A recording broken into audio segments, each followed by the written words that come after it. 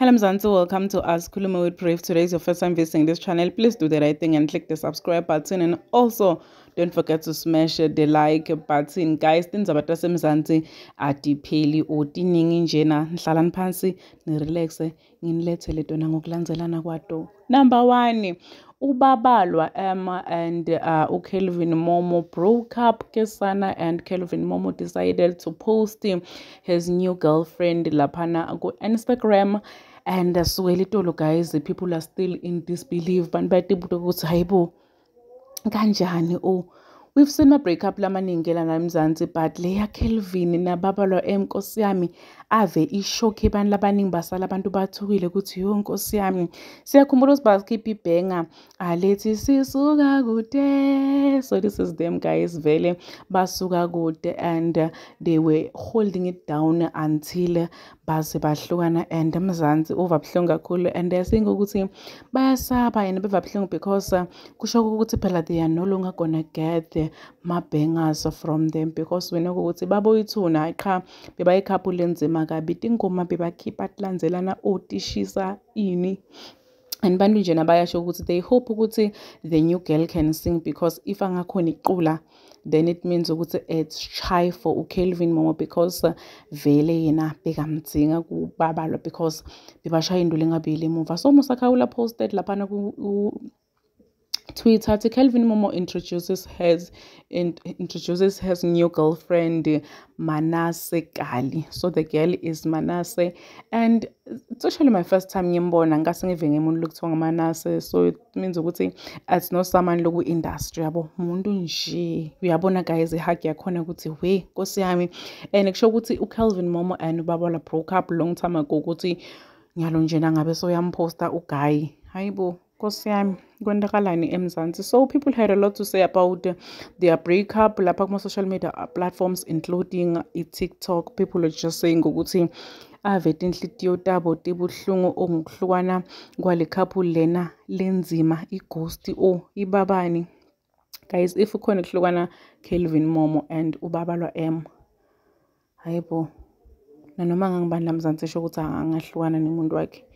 Ave bantu bathukile, ave bantu bonke bakhuluma nge-breakup yabo bayasho nje ukuthi hayibo Nkosi yami, we wonder ukuthi kwendakaleni between the two of them, like what went wrong. So uthi akani hebana Kelvin Momo is no longer dating Babalwa. What's actually going on? Uthukile akani uyasho ukuthi hayibo guys kwendakalani if Kelvin Momo angasadate anaBabalwa wafaka kena a picture ya Babalwa, wafaka a picture ya Kelvin Momo and his new girlfriend lapayana ku Twitter.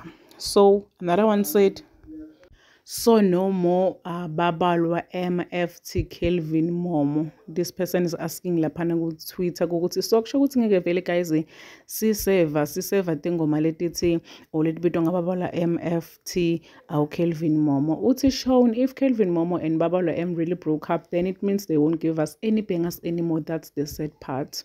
Uthi the only tool, what's the point of love if Kelvin Momo and Babalwa aren't together anymore, with a sad emoji. Uthi Aputirago, what if Babalwa will come with a banger because of the breakup? What if Kelvin Momo will give us hits because of his new love? Guys, be positive. Moving right along, singene endzabeni ya Tirelo&Mpumelelo uMpumelelo Mseleku decided to post a picture or my pictures akhe na Tirelo on TikTok rather. And it's like bantu babalinzele kuba trigger lapha kuma social media platforms abadikhonanga. The way Mpumelelo Mseleku is used to being dragged to be dragged lapha ku social media platforms, it's even funny because lamalanga akasafunzi ma comments or noma afunza kusho ukuthi akasabaphendule. People are just dragging them, but yana siyaqala enthando madlamuka, yana congratulations for you guys, yana wena you thought ukuthi makhamba for you guys udoba ighost.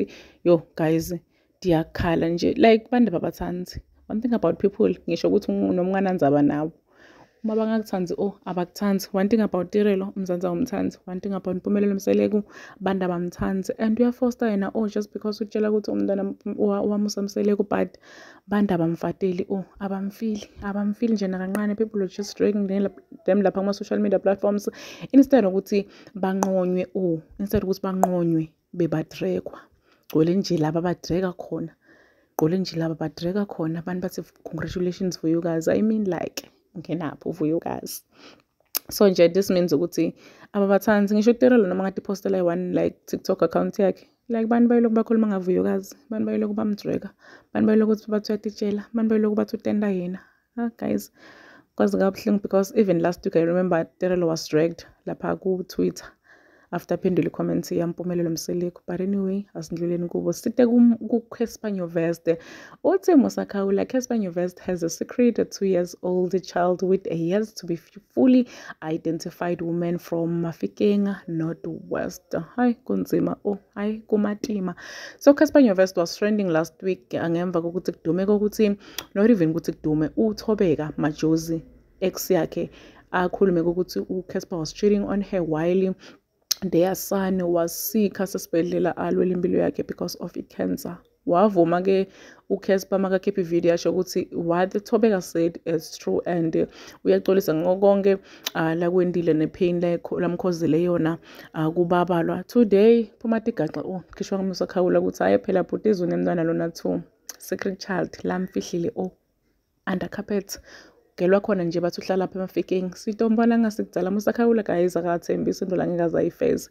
Uthi sooner to be fully identified. Bathi umtholo girl and sitompost and sifuna kumati ukuthi ngibani lo girl beka shaya phansi na Casspers Nyuvest and bantu they are shocked and people are saying ukuthi hayibo ngibani isosi ya Musakhawula nkosi yami because tigaxa khipha tilandzelane uguy ene sonke sithembe yena. Yabona ighost uMusakhawula ighost yala Mzansi. Yabona ndalisikhathi nje nasejele abantu abaningi bebamkhumbula nathi nje besemkhumbula because masosi besiwathulaphi makasejele Musakhawula siwathulaphi masosi So I wonder ukuthi tiyokhalani between uCasspers Nyuvest and his wife uPulani because ugirl last week siyakhumbula ukuthi beka trend ugirl nje uyambona ukuthi uyatibona betshela wayibona because then she thinks ukuthi just because uCasspers married her it means ukuthi she's like the queen yabo. So bantu batibuta nje ukuthi what's gonna happen to their marriage now that kuphuma sigaxa sokuthi hayibo phela brothers unemntwana lona 2 years fihle ngaka hi titokhala. Please do comment what you think below down in the comment section. Don't forget to hit the notification bell so that you can be notified whenever I upload a new video. This is the end of my video. I am signing out.